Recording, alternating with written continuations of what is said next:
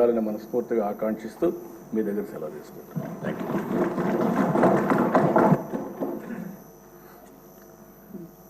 గౌరవనీయులైన ఉప ముఖ్యమంత్రి వర్యులు శ్రీ పవన్ కళ్యాణ్ గారు. Thank you sir.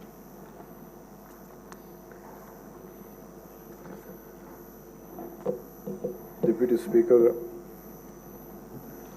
ఈరోజు ఎన్నికైన శ్రీ కనుమూరి రఘురామకృష్ణరాజు గారికి మనస్ఫూర్తిగా నా శుభాకాంక్షలు తెలియజేస్తాను. గౌరవ ముఖ్యమంత్రి శ్రీ నారా చంద్రబాబు నాయుడు గారికి, గౌరవ శాసనసభ్యులకు, మంత్రివర్గ సభ్యులకు, ప్రతి ఒక్కరికి నా హృదయపూర్వక నమస్కారాలు. గత 5 సంవత్సరాల కాలంలో కానీ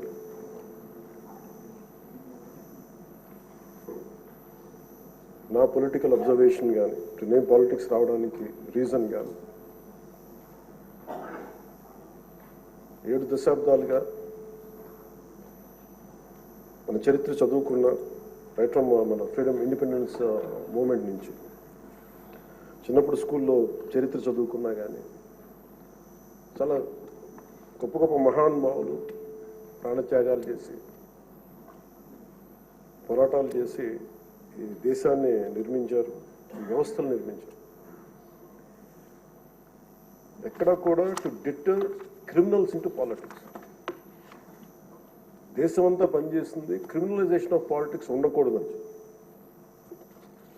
కానీ దురదృష్టవశాత్తు 14లో ఒకసారి రావడానికి ప్రయత్నం చేస్తే అలాంటి వ్యక్తుల సమూహాన్ని నిలువరించాం. 19లో కుదరలేకపోయింది. 19 to 24 అప్పటి ప్రభుత్వం it's an ఎపిటమ్ of criminalization of politics. గౌరవ ముఖ్యమంత్రి గారు సౌత్ అమెరికాకు చెందిన ఒక నార్కాటిక్స్ క్రిమినల్ హెడ్ ఎలా కంపేర్ చేశారు.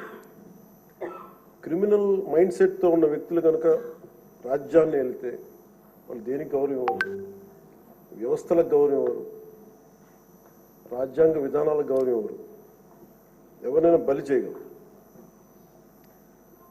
మన పర భేదం లేదు వాళ్ళకి. గత ప్రభుత్వంలో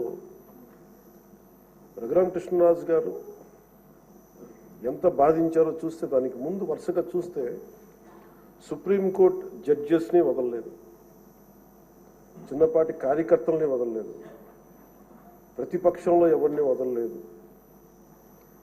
స్వయాన వాళ్ళ పార్టీ తరఫున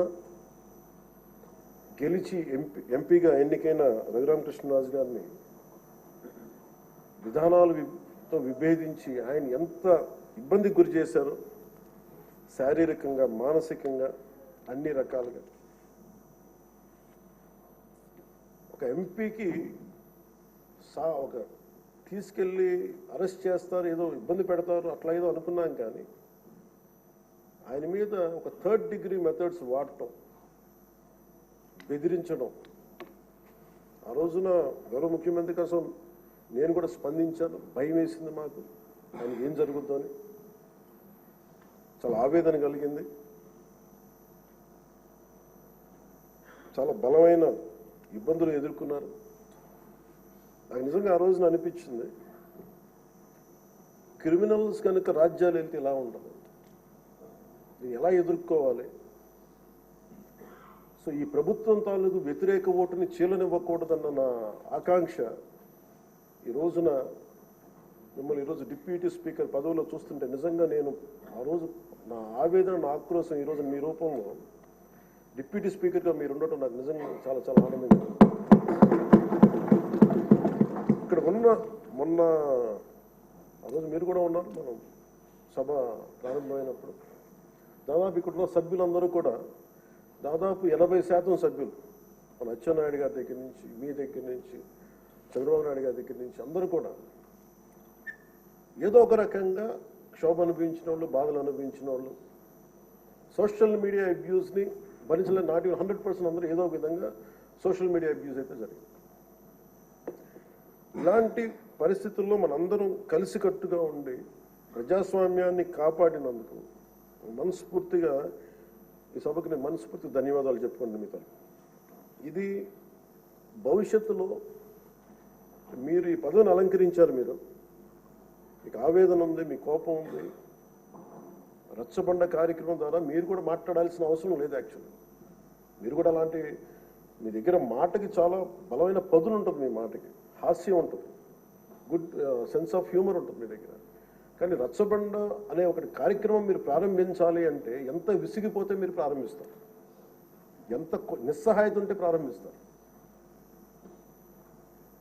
నేను చాలాసార్లు అనుకుని ఇంత అడ్డగోలుగా క్రిమినలైజేషన్ ఆఫ్ పాలిటిక్స్ జరిగితే ఎవరు రారాని అనుకునేవాడిని. నేను ఎప్పుడు ఒకటే నమ్మాను, సైంటిఫిక్ మన Newton's third law, for every action there is an equal and opposite reaction అని. అలాగే కర్మ ఎవరిని వదలదండి. మిమ్మల్ని ఎవరైతే మీకు అడుగు పెట్టనివ్వం, మీ నియోజకవర్గంలో మిమ్మల్ని అడుగు పెట్టనివ్వం, మిమ్మల్ని అడుగు పెట్టనివ్వం అని చెప్పి ఛాలెంజ్ చేసిన వాళ్ళు ఈరోజు అడుగు పెట్టలేకపోయారు. కర్మ అంత బలంగా ఉంటుంది. 56,777 ఓట్లతోటి దాదాపు 59.80% ఓటుతోటి గెలిచి మీరు ఎమ్మెల్యేకి వచ్చారు ఉండి నియోజకవర్గం. ఈ రోజున వాళ్ళకి వైనాట్ 175 అలా అన్న మాటల దగ్గర నుంచి కానీ ఈ రోజున అడుగు పెట్టడానికి కూడా భయం ఉంది. మిమ్మల్ని ఎదుర్కోవాలంటే భయం. ఎందుకు మనం వ్యవస్థల్ని కాపాడాలి, ఎందుకు రూల్స్ పాటించాలి అంటే మనిషి అధికారం మదం ఎక్కి అహంకారంతో ఉంటే ప్రకృతిలో ఏమీ జరగదు, ఏమి అనుకోవడానికి లేదు.